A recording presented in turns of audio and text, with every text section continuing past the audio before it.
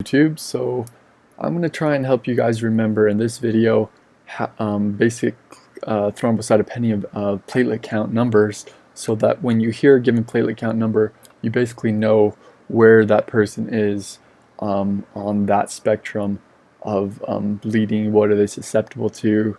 Are they in the basic range where they're going to be getting spontaneous bloody noses or other spontaneous bleeding events? Are they their average, normal platelet values? And so basically, let me just introduce you to the system that I use to remember this easily. What I do is, since these thrombocyte values are based on thousand count per cubic milliliter, what I do, they basically, to me, look like wages. So, 50,000, 30,000, 10, 20,000. These are numbers that we commonly think about with respect to wages. So if we could just make an analogy such that we can think of those values and where a person is with respect to their thrombocytes, and make that analogy with respect to how we perceive given wages, and maybe use our own prejudices to easily remember something. So basically, a normal platelet value would be something from 150 to 450. And if you're studying this, you're probably going to be some sort of doctor or specialist. So this is basically a sort of normal wage bracket for a lot of those professions. Obviously, you can make something out of this, below or above, depending on your specific situation. But if you think, what is a normal wage for a doctor or a specialist, you're going to be basically ballparking a normal platelet value. So say, this doctor makes 220K a year. Yeah, that would be considered a normal platelet count per cubic milliliter, that is. Whereas 10 to 20,000 thrombocytes per cubic milliliter have been shown to be bleeding spontaneously. So this is basically this is the poverty range, basically.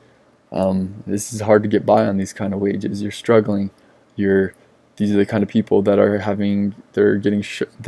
they maybe blood violence on the street, getting shot up. These kind of wages obviously are poverty wages. In the U.S., poverty wages defined is somewhere around 12,000 a year.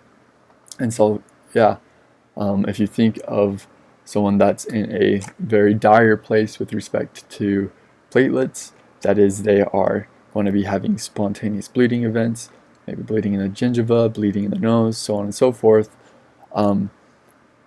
These people, they have these counts somewhere matching what we consider to be poverty in the U.S. Right? So if someone says this person has a spontaneous bleeding event due to low platelet count, what numbers are you going to think of? You're going to think, oh, they must have some thousand count. That's obviously really a poor wage, and you're going to think of something like 12,000, right? On the other hand, there's another bracket. The last bracket, basically, that we maybe should remember is somewhere from 30 to 50,000.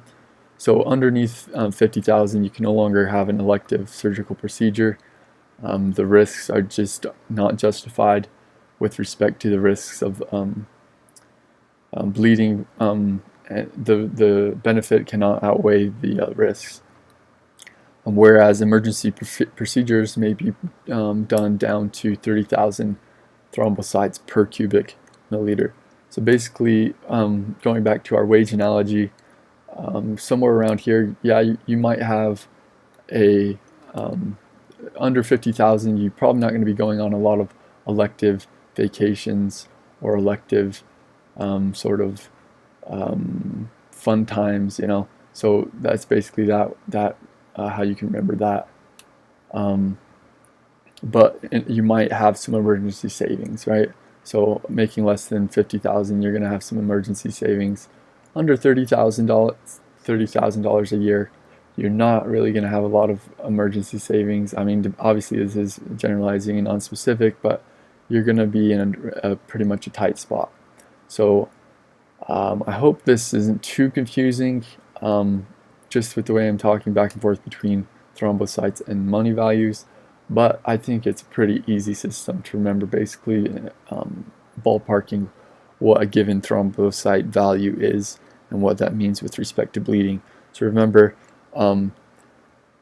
something with really low count of spontaneous bleeding, that's going to be spontaneous bleeding on the streets. It's going to be people getting shot up in the streets, living in really poor communities, making something like $10,000 a year. Yeah, that's not a life you want to live with respect to thrombocytes or money. And again, specialists, doctors, they're making something like 200K a year. This is a normal thrombocyte count. Emergency procedures, you have emergency savings per house. If you make somewhere between 40,000 a year, you might have an emergency saving fund.